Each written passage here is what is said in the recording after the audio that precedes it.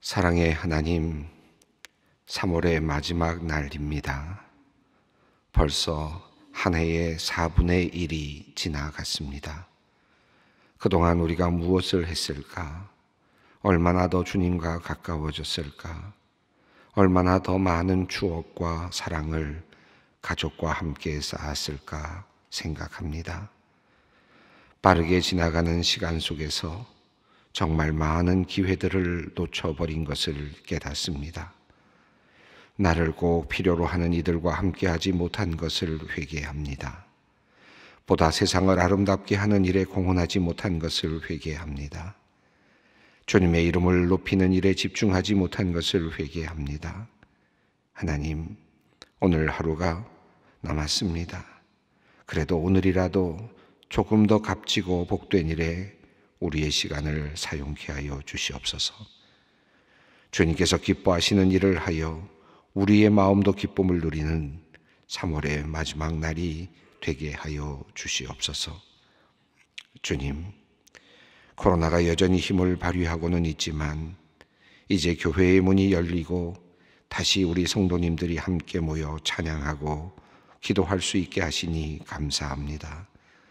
거룩한 아버지의 품으로 우리가 있어야 할 그 자리, 곧 제 자리를 찾아 돌아오는 세상에서 가장 아름다운 풍경을 보게 하심에 감사드립니다. 지구 기도회를 비롯하여 각 기관과 공동체의 모임과 예배가 점차 회복됨을 보며 주님께 영광을 돌려드립니다. 비록 여전히 코로나의 확산세가 그치지 않아 조심해야 하지만 그럼에도 불구하고 주님의 전을 사모하는 우리의 마음에 다시금 불을 붙여주시니 이 또한 감사를 드립니다. 주님께서 이제 다시 이 예배당에서 우리로 하여금 찬양대의 찬양소리를 듣게 하시고 그 찬양소리로 주님께 영광을 돌리게 하시니 우리가 꿈을 꾸는 것 같습니다. 행여 예배 시간에 자리가 없을까 서두르는 성도들의 발걸음 소리가 주님께는 영광이요 우리 모두에게는 은혜를 사모하는 심장의 박동 소리와 같습니다. 이곳에서 우리가 주님께 예배를 드리고 주님의 이름을 높여드리고 주님을 부르짖을 때에 우리의 찬양을 흠양하여 주시고 우리의 기도를 들어주시고 우리의 예배를 받아 주시옵소서. 물론 아직 빈 자리가 많습니다. 코로나의 깊고도 짙은 어둠의 터널은 아직 끝나지 않았고 우리의 모임은 예전만 같지 못합니다. 그러나 그 어둠의 끝에 이 새벽 밝게 떠오르는 아침의 햇살처럼 우리를 치료하시고 살리시는 하나님의 구원의 빛이 비추일 것을 우리가 믿습니다. 성령께서 우리 성도들로 하여금 이 주님의 전을 사모하는 마음을 주시옵소서. 그리하여 우리가 마땅히 돌아올 곳 이 주님의 성전으로 방향을 돌리게 하여 주시옵소서. 다시금 이 성전에서 주님의 백성들이 가득하고 우리의 찬양과 기도 소리가 가득하고 성령이 충만하게 채워질 것을 믿습니다. 그날이 속히 올 것을 믿습니다. 때문에 이 시간에도 눈물로 기도의 씨를 뿌립니다. 농부가 언 땅을 깨고 파종을 위해 밭을 갈아엎듯이 코로나라는 깊고 아직 진행 중인 재난을 깨고 믿음과 소망의 씨앗을 심고자 합니다. 이를 위하여 수고하고 노력하는 우리 교회의 일꾼들을 주님 굽어 살펴 주시옵소서. 교회의 어른으로 교회를 살피고 모든 풍파를 또한 맡고 있는 장로님들에게 힘을 다하여 주시고 늘 기도로 간구하며 교회의 구석구석에서 사역하는 권사님들과 집사님들을 기억하여 주시옵소서. 교회의 각 기관에서 충성스럽게 사역을 감당하는 재직부 임원들을 도우시며 우리 교회의 희망인 다음 세대를 눈물과 사랑으로 섬기는 교회 학교 교사들에게도 지혜와 능력을 덧입혀 주시옵소서. 또한 모든 교육자들과 모든 직원들에게도 주님께서 복의 복을 더하셔서 우리 모두가 이 시간 눈물로 씨를 뿌릴 때 기쁨으로 단을 거두게 하여 주시옵소서. 하나님, 여전히 전쟁 중에 있는 우크라이나를 위해 기도합니다. 생명이 헛되이 사라지는 일이 없게 하여 주시옵소서. 남편이 적군 앞에서 사살되는 모습을 보는 여인의 마음을 주님께서 아십니다. 그의 눈물을 보고 계시는 줄 믿습니다. 하나님께 기도하는 모든 우크라이나 국민들의 기도를 들어주시고 하나님의 권능으로 전쟁의 판도를 바꾸어 주시고 악한 침입자들이 수모를 당하고 속히 물러가게 하여 주시옵소서. 안타까운 마음을 모아서 우리 소망의 성도들이 우크라이나를 위해 헌금을 모았습니다. 가장 필요한 곳에 잘 전달되어 국민들이 힘을 얻고 생명이 살아나는 일에 사용되게 하여 주시옵소서. 하나님, 이 시간 소망의 가족들을 위해 기도합니다. 갑작스러운 공황장애 증상으로 힘드신 집사님이 있습니다. 병원의 의사로서 오랫동안 진료를 해오셨는데 최근 오미크론 확산 가운데 계속되는 과다 업무와 직원들의 격리 등으로 또한 누적된 피로와 부담으로 많이 지쳐 있었습니다. 모든 무거운 짐을 주님께 맡길 때에 주께서 주시는 쉼과 평안이 있기를 원합니다. 걱정하는 병원의 일도 하나하나 순조롭게 풀려가게 하시고 어떤 상황 속에서도 주님 의지하며 평안함을 누릴 수 있도록 그 마음을 지켜주시며 믿음을 굳게 하여 주시옵소서. 하나님의 도우심과 함께하심을 경험함으로 더욱 마음의 평안을 누리도록 주님 역사하여 주시옵소서. 하나님, 노인 요양시설에서 함께 살던 노부부가 코로나에 감염되어 격리 중에 남편이 갑자기 상태가 나빠져서 병원으로 이송이 되었습니다. 안타까운 마음으로 눈물로 남편을 위해 기도하는 장로님의 기도를 들어 주시옵소서. 병원에서 집중 치료를 받고 계신 남편 집사님의 건강을 주님 지켜 주시옵소서. 몸이 연약하고 기저질환도 많은데 주님 어려운 시간 잘 견디실 수 있도록 면역력을 높여주시고 몸의 상태를 강하게 지켜주시옵소서. 속히 코로나 바이러스를 극복하고 건강한 모습으로 다시 아내에게 돌아오게 하여 주시옵소서. 이제 말씀의 자리로 나아갑니다. 사순절의 26번째 날을 보내는 오늘입니다.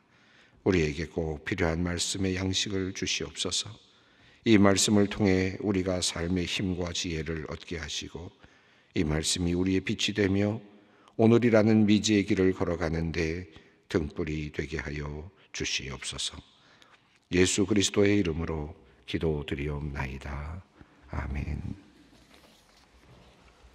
오늘 주시는 하나님의 말씀입니다. 사무엘하 17장 1절로 14절 말씀입니다. 사무엘하 17장 1절로 14절 말씀 함께 봉독하겠습니다. 아히도벨이 또 압살롬에게 이르되 이제 내가 사람 12,000명을 택하게 하소서. 오늘 밤에 내가 일어나서 다윗의 뒤를 추적하여 그가 곤하고 힘이 빠졌을 때에 기습하여 그를 무섭게 하면 그와 함께 있는 모든 백성이 도망하리니 내가 다윗 왕만 쳐 죽이고 모든 백성이 당신께 돌아오게 하리니 모든 사람이 돌아오기는 왕이 찾는 이 사람에게 달렸음이라. 그리하면 모든 백성이 평안하리이다 하니 압살롬과 이스라엘 장로들이 다 그 말을 옳게 여기더라. 압살롬이 이르되 아렉 사람 후세도 부르라. 우리가 이제 그의 말도 듣자 하니라. 후세가 압살롬에게 이르매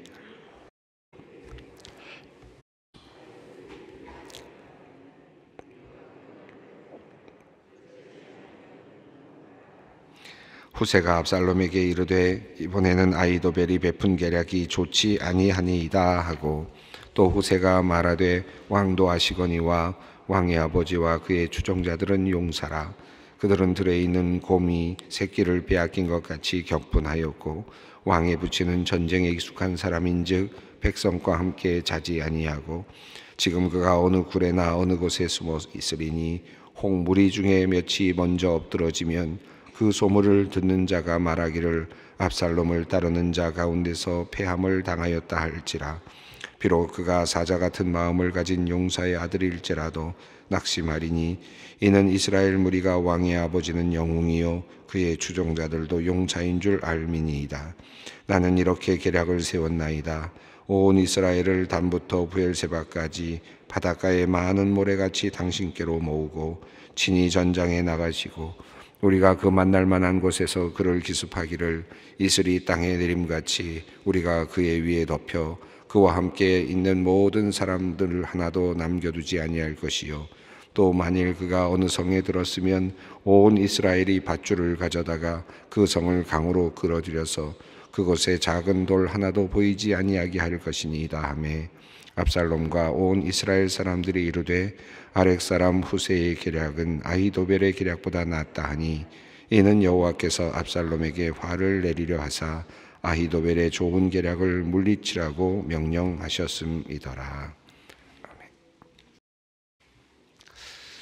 예루살렘 성으로 입성한 압살롬은 아히도벨과 함께 입성을 했습니다. 그리고 아히도벨은 한 가지 첫 번째 전략을 압살롬에게 말했고 또 그것을 행하도록 했습니다. 그 전략은 다윗이 남기고 간 10명의 후궁들을 범하라는, 동침하라는 그런 말이었습니다. 그렇게 함으로써 왕과 완전하게 결별하게 하고 그리고 왕과 적대적으로 이제 만들게 함으로써 이제 다윗 왕을 압살롬을 따르는 사람들에게 이제 안정감을 주면서 온전히 이제 압살롬만을 따르고 또 그에게 충성하도록 하려는 어떤 의도가 있었다고 하겠습니다. 상당히 아주 뭐랄까요, 지혜로운, 어찌 보면 정략가로서는 아주 지혜로운 그런 전략이었다고도 할 수 있겠습니다. 확실하게 자신의 편을 만들라고 하는 세상적인 어찌 보면 굉장히 탁월한 그런 하나의 처세술이라고도 할 수 있겠죠. 이렇게 해서 압살롬을 따르는 사람들의 사기를 이제 드높인 후에 그리고 나서 바로 아히도벨은 두 번째 계략을 이야기합니다. 오늘 본문이 바로 그 내용인데요. 이제 어떻게 할 것인지를 말하는데 그 내용은 한마디로 말하면 아히도벨의 생각은 지금 바로 그를 따라잡아서 다윗 왕만을 찾아서 다윗 왕만을 죽이자라고 하는 그런 전략이었습니다. 지금 지쳐 있을 때 그를 이제 죽이자라고 하는 그런 내용이죠. 1절부터 3절까지가 이제 그 전략인데 한번 1절부터 3절까지를 쭉 한번 다시 한번 읽어보겠습니다. 아히도벨이 또 압살롬에게 이르되 내가 사람 12,000명을 택하게 하소서. 오늘 밤에 내가 일어나서 다윗의 뒤를 추적하여 그가 곤하고 힘이 빠졌을 때 기습하여 그를 무섭게 하면 그와 함께 있는 모든 백성이 도망하리니 내가 다윗 왕만 쳐 죽이고 모든 백성이 당신께 돌아오게 하리니 모든 사람이 돌아오기는 왕이 찾는 이 사람에게 달렸음이라. 그리하면 모든 백성이 평안하리이다 하니. 오늘 본문은 이제 아히도벨과 그리고 이제 후세라고 하는 두 사람의 책사로서의 책략 대결이라고 할 수 있겠습니다. 중국 어떤 고전에 나오는 그런 이야기들에 나오는 그런 전쟁 이야기들 중에 나오는 어떤 그런 이야기 같은 흥미진진한 그런 부분인데요. 지금 아히도벨의 책략과 그리고 후세의 책략이 어떻게 또 맞닥뜨리고 있는지, 또 왜 후세의 그 전략이 또 택함을 받게 되었는지 그런 내용들을 우리가 분석해 볼 수도 있는 아주 재미있는 본문이기도 합니다. 우선 아히도벨은 조금 전에 제가 말씀드린 것처럼 지금 바로 12,000명의 사람들을 주면 내가 가서 다윗의 뒤를 추격하여서 그가 지금 고온하고 힘이 빠졌을 때에 기습해서 다른 사람은 죽이지 아니하고 백성들은 다 도망갈 거니까 도망가게 한 후에 다윗 왕만 찾아서 죽이겠다라고 하는 것입니다. 만약 그렇게 되면 도망갔던 백성들이 다 다시 돌아오게 될 텐데 어디로 돌아오겠느냐? 결국은 다윗 왕의 아들이긴 또한 압살롬에게로 돌아올 것이고 왕국은 안전하게 또 새롭게 출발할 수 있을 것이다라고 하는 그런 이제 계략이죠. 어찌 보면 굉장히 아주 좋은 아주 그 당시로서는 가장 적절한 그런 대책이었을 수도 있겠습니다. 여기 보면 12,000명을 택하게 하소서라고 이렇게 되어 있는데, 보통 이제 우리가 전에 우리가 그 출애굽기에서 나왔고 여러 번 나올 때마다 그런 이야기가 종종 나옵니다만은, 이제 에레츠라고 하는 그 단어가 천이라고 하는 단어인데, 이 천이라는 단어는 1000명이라는 의미도 있지만 또 한편으로는 부대 단위이기도 합니다. 그래서 12,000명으로도 번역할 수 있고, 아니면 12개의 뭐 대대, 12개의 연대 또는 12개의 소대, 이런 식으로 하나의 단위로 이해할 수도 있습니다.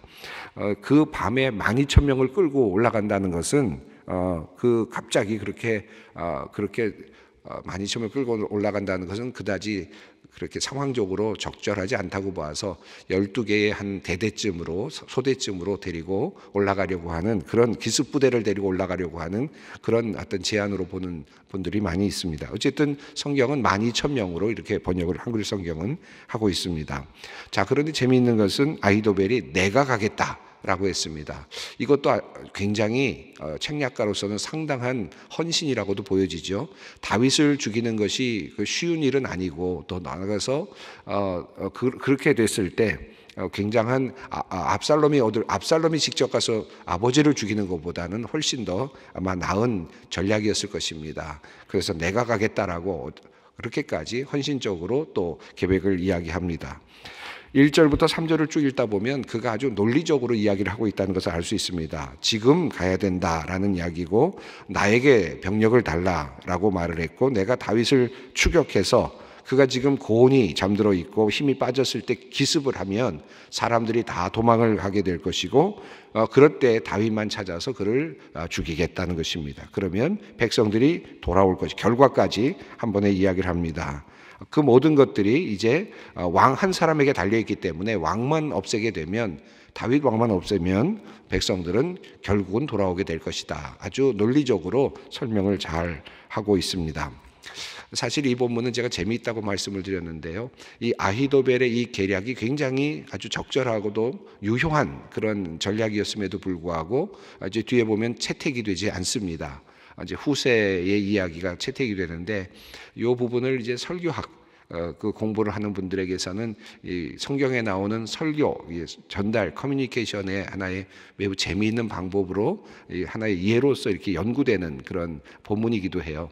그래서 아히도벨은 아주 굉장히 논리적으로 아주 단순하게 설명을 하고 있습니다. 그런데 왜 이게 채택이 되지 않았을까? 후세는 어떻게 했길래 이 압살롬과 사람들의 마음을 얻었을까? 왜냐하면 앞서 우리가 어제 본문을 보았습니다마는 아히도벨의 이 말은 하나님의 말씀과 같이 여겨졌다라고 하지 않았습니까? 다윗도 그랬고 압살롬도 그랬다. 그러니까 그가 말하는 것을 감히 거스를 수 없는 정도의 힘을 가지고 있는 상황이었는데도 불구하고 어떻게 후세의 그 책략이 그렇게 이렇게 받아들여졌을까? 물론 여기에는 이제 뒤에 나오는 하나님의 역사하심이 제일 크죠. 그러나 후세가 말하고 있는 그 말의 언어의 패턴을 보면 또 다른 하나의 그 장점을 우리가 발견할 수 있습니다. 자, 이제 이런 이야기를 이제 아히도벨이 쭉 자기의 전략을 이야기를 했습니다. 그러자 그 결과가 평가가 나오는데 4절입니다. 한번 읽어봅니다. 압살롬과 이스라엘 장로들이 다 그 말을 옳게 여기더라. 자, 압살롬과 이스라엘 장로들이 자, 그 말을 받아들였습니다. 그렇다. 그렇게 하는 게 좋겠다라고 그렇게 판단을 한 것입니다. 자, 그런데 자, 5절을 한번 이렇게 읽어보겠습니다. 압살롬이 이르되 아랫사람 후세도 부르라. 우리가 이제 그의 말도 듣자 하니라.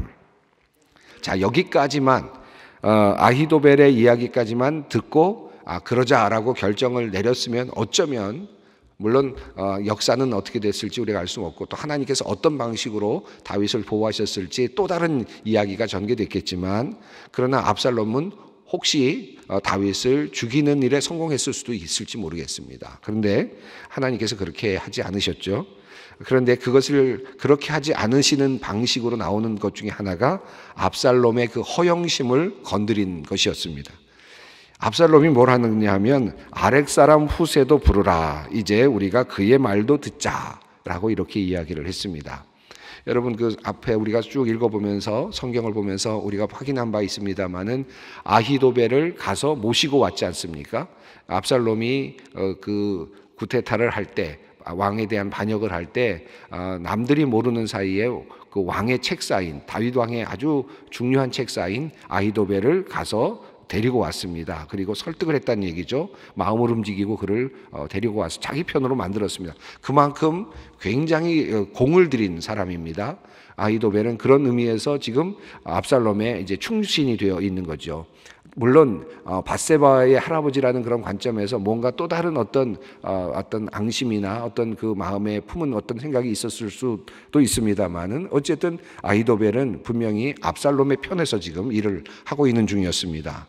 그런데 예루살렘에 왔을 때 또 다른 책사였던 후세를 만나게 되지 않습니까? 그랬을 때 이 후세를 이제 받아들이게 되는데 압살롬은 이제 책사가 2명이나 된 상태가 되었습니다. 아히도벨이라고 하는 책사와 후세라고 하는 책사가 둘이나 되는 아주 굉장히 뭐라 그럴까요? 이제 자랑할 만한 상태가 된 거죠. 한 사람을 모시기도 어려운데 2사람이나 책사가 있다는 것은 어마어마한 힘이죠. 그런 생각이 들었을 겁니다. 압살롬이 아히도벨의 이야기만 듣고 바로 진행을 했더라면 상황이 어떻게 됐을지 모르겠는데 압살롬은 이 지점에서 이제 내가 데리고 있는 후세 말도 한번 들어보자. 이제는 이제 호화로운 하나의 뭔가요? 허영심이 드러나는 그런 모습이 나타납니다. 자, 후세도 불러봐라. 후세는 또 어떻게 이야기하는지 한번 들어보자.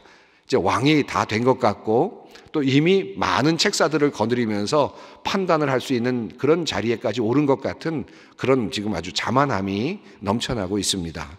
자, 후세도 부르라는 순간 이제 압살롬은 지금 잘못된 길로 지금 들어가고 있는 것이죠. 자, 후세를 불렀습니다. 6절 말씀을 읽습니다. 후세가 압살롬에게 이르매 압살롬이 그에게 말하여 이르되 아히도벨이 이러이러하게 말하니 우리가 그 말대로 행하랴. 그렇지 아니하거든 너는 말하라 하니. 후세가 압살롬에게 왔을 때 압살롬이 잘 설명을 하게 하고 아히도벨의 전략을 다 이야기를 한 다음에 자, 이렇게 아히도벨이 이야기했는데 너는 그러면 어떻게 생각하냐? 라고 하면서 이제 하나의 전략을 지금 하나 전략을 가지고 서로 경쟁하도록 지금 그렇게 부추기고 있는 상황입니다. 여기에서 이제 이렇게 이야기를 했을 때 후세가 이제 대답을 합니다. 7절 말씀입니다. 후세가 압살롬에게 이르되 이번에는 아히도벨이 베푼 계략이 좋지 아니하니이다 하고 후세는 아주 단도직입적으로 이번 계획은 후세가 하는 것이 좋지 않습니다. 바로 평가를 했습니다. 6절에서 7절 사이에 재미있는 그 전환점이 하나 나타나는데 여기서 그 압살롬이 이런 아히도벨이 이렇게 이야기했다라고 말할 때 우리에게 그 말대로 행하랴라고 했을 때 아히도벨의 말대로라고 할 때 이 말은 히브리어로 다바르라고 하는 단어를 쓰고 있습니다. 그러니까 우리가 말씀이라는 단어고요. 하나님의 말씀이라는 표현을 쓸 때 다바르를 씁니다. 그러니까 여기서 지금 아히도벨의 말을 신탁의 의미로 하나님의 음성으로 받아들이는 그런 의미입니다. 그래서 이렇게 지금 말씀이 왔다. 이렇게 표현하는 게 좋겠습니다. 이렇게 신탁이 왔다. 하나님의 말씀을 이렇게 들었다고 하는데 너는 어떻게 생각하냐? 이렇게 묻는 것과 같습니다. 여기서 다바르라는 말을 썼습니다. 그때 후세는 이것을 다바르라는 말씀, 신탁으로 받지 않고 신의 말씀, 하나님의 말씀으로 받지 않고 뭐라고 말하느냐면 에차라는 말로 받습니다. 그 모략입니다.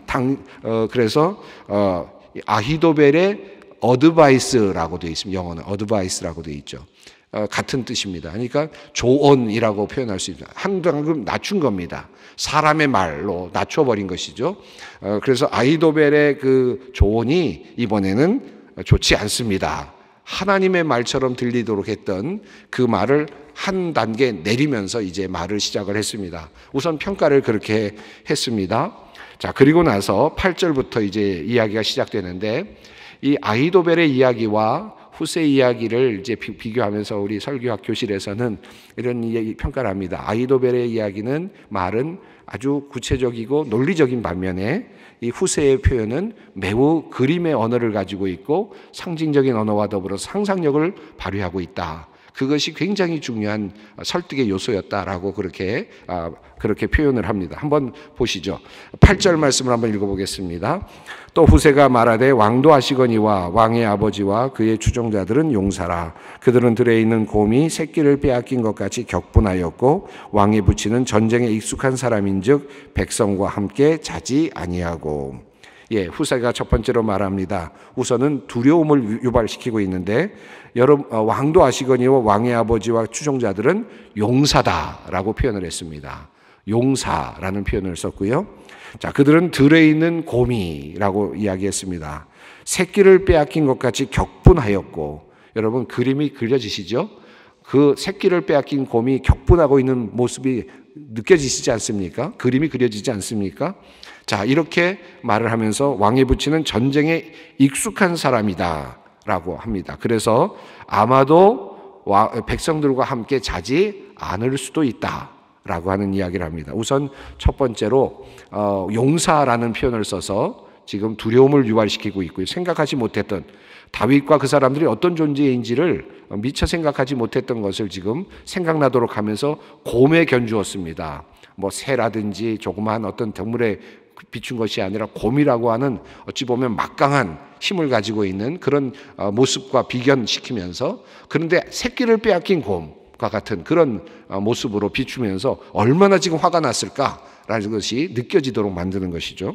자, 이렇게 말하면서 전쟁에 익숙한 사람이니까 그와 함께 자지 않을 수도 있다. 자, 9절 말씀 읽습니다. 지금 그가 어느 굴에나 어느 곳에 숨어 있으리니 혹 무리 중에 몇이 먼저 엎드러지면 그 소문을 듣는 자가 말하기를 압살롬을 따르는 자 가운데서 패함을 당하였다 할지니라. 자, 그가 그러니까 백성과 함께 있지 않고 어느 굴에 숨어 있다면 혹시라도 쳐들어갔다가 도리어 후미를 당하게 될 수도 있고 또 공격을 당해서 또 패전하게 될 수도 있는데, 그렇게 되면 작은 패전이라 할지라도 백성들에게는 큰 패전으로 그렇게 소문이 날 수밖에 없지 않겠느냐는 거죠. 자, 10절 말씀입니다. 비록 그가 사자 같은 마음을 가진 용사의 아들이라 할지라도 낙심하리니 이는 이스라엘 무리가 왕의 아버지는 영웅이요 그의 추종자들은 용사인 줄을 알미니이다. 자, 만약에 이런 소문을 들면 아무리 용맹한 사람들이라도 당신의 군사들이라 할지라도 마음이 녹아내릴 것이다. 그러면 당신의 편이 줄어들 수도 있다라고 하는 것이죠. 압살롬의 그 군사에서 마음이 변심이 일어날 수도 있다는 표현입니다. 왜냐하면 다윗은 영웅이기 때문이다. 여기서 영웅이라는 표현을 계속 말하고 있습니다. 용사, 영웅 이런 표현을 써서 지금 이 압살롬으로 하여금 지금 두려움을 유발시키고 있습니다. 자, 그러니까 지금 여기 8절, 9절, 10절에서 상황을 분석하고 그리고 또 아히도벨의 계략의 문제점을 지금 이야기했습니다. 쉽게 다윗을 찾을 수 있겠느냐? 만약에 찾지 못한다면 이런 결과가 나올 것이다 라고 하는 그런 이야기를 하는데, 논리적으로 이야기를 하면서도 아주 상상력을 불어넣어 주고 있습니다. 자, 그러면서 11절 계략을 말합니다. 나는 이렇게 계략을 세웠나니 온 이스라엘을 단부터 부엘세바까지 바닷가의 많은 모래같이 당신께로 모으고 친히 전장에 나가시고. 자, 온 백성들을 바닷가의 모래같이, 그림처럼 그려지죠. 상상력이 됩니다. 바닷가의 모래 같은 사람들을 다 끌어모아가지고 자기 백성들 삼아서 그들을 끌고 올라가라. 얼마나 멋진 장면입니까? 또 멋진 그림이 12절에도 그려집니다. 우리가 그 만날 만한 곳에서 그를 기습하기를 이슬이 땅에 내림같이 우리가 그의 위에 덮여 그와 함께 있는 모든 사람을 하나도 남겨두지 아니할 것이요. 이슬이 땅에 내림같이 내려서 그렇게 모두를 다 덮어버리겠다. 이게 멋진 그림처럼 그려지죠. 13절도 있습니다. 또 만일 그가 어느 성에 들었으면 온 이스라엘이 밧줄을 가져다가 그 성을 강으로 끌어들여서 그곳에 작은 돌 하나도 보이지 아니하게 할 것이니이다 하매. 만약에 다윗이 어느 성에 들어가게 된다면 이스라엘이 밧줄을 가져다가 그 성을 묶어가지고 성을 끌어서 어디로 갔다는 겁니까? 강으로 끌어들여서 성을 그냥 강에 빠뜨려 버리자. 얼마나 멋진 그림입니까만은 실제로 일어날 수 없는 일이죠. 그러나 상상력을 통해서 굉장한 자부심을 갖도록 만들어주죠. 작은 돌 하나도 남김이 없도록 하십시다. 아주 그 가슴 속에 있는 뭔가 가면은 모든 백성들을 다 끌고 가서 결국은 그곳에 숨어있는 모든 사람들을 다 잡아서 죽이고 그리고 성도 다 끌어내가지고 강 속에 완전히 빠뜨려서 성도 아주 없애버리겠다 라고 하는 아주 대단한 웅장한 계획을 이야기를 하지만 실제적으로는 사실은 가능하지 않은 그런 이야기를 하고 있습니다. 그리고 결국 무슨 얘기입니까? 다윗만 죽이는 것이 아니라 모든 백성도 다 죽여라 라고 하는 이야기를 하고 있는 거거든요. 그와 함께하는 모든 백성들도 다 죽여라 하는 것입니다. 자, 그런데 14절 있습니다. 압살롬과 온 이스라엘 사람들이 이르되 아렉 사람 후세의 계략은 아히도벨의 계략보다 낫다 하니 이는 여호와께서 압살롬에게 화를 내리려 하사 아히도벨의 좋은 계략을 물리치라고 명령하셨음이니라. 하나님께서 이미 그러한 후세의 말을 받아들일 수 있도록 그렇게 그들의 마음을 준비시키셨다는 의미입니다. 후세의 명연설과 더불어서 그 마음을 준비시키고 계시는 하나님, 이 둘이 함께 합력하여서 지금 후세의 그 조언이 채택되도록 되었다라고 하는 그런 말씀입니다. 예, 오늘 이 말씀을 쭉 읽어가면서 물론 하나의 이야기로 끌고 갈 수도 있겠지만 오늘 저는 이런 생각이 듭니다. 이 말이라고 하는 것, 언어라고 하는 것이 이렇게 귀한 것이고 어떻게 쓰느냐에 따라서 사람들을 설득할 수도 있고 또 마음을 움직일 수도 있습니다. 여러분 사업을 하시는 분들 비즈니스의 자리에서 얼마나 말이 중요합니까? 한마디 말이 얼마나 중요합니까? 또 상대방의 마음이 열리는 것이 얼마나 중요합니까? 여러분 오늘 이 자리에서 그런 많은 일들이 있을 텐데요. 여러분 오늘 기도의 자리에서 하나님 나에게도 이렇게 잘 설득할 수 있는 그런 언어의 기능과 그리고 능력을 주시고 또 우리가 비즈니스 할 때나 어떤 일을 할 때 상대방의 마음을 바꿀 수 있도록 그의 마음도 하나님께서 움직여 주시기를 바랍니다 하는 그런 마음으로 또 가족 관계도 마찬가지입니다. 우리 남편과 아내, 자녀들과의 대화 속에서도 마찬가지고 내가 잘 조금 더 성실하게 대화를 만들어서 이야기할 수 있도록 설득할 수 있는 사람이 되게 하시고 또 상대방의 마음도 넓혀 주십시오 라는 의미에서 오늘 기도의 자리로 나가면 어떨까 합니다. 함께 기도하겠습니다. 하늘에 계신 우리 아버지, 아버지의 이름을 거룩하게 하시며 아버지의 나라가 오게 하시며 아버지의 뜻이 하늘에서와 같이 땅에서도 이루어지게 하소서. 오늘 우리에게 일용할 양식을 주시고 우리가 우리에게 잘못된 사람을 용서하여 준 것 같이 우리 죄를 용서하여 주시고 우리를 시험에 빠지지 않게 하시고 악에서 구하소서. 나라와 권능과 영광이 영원히 아버지의 것입니다. 아멘.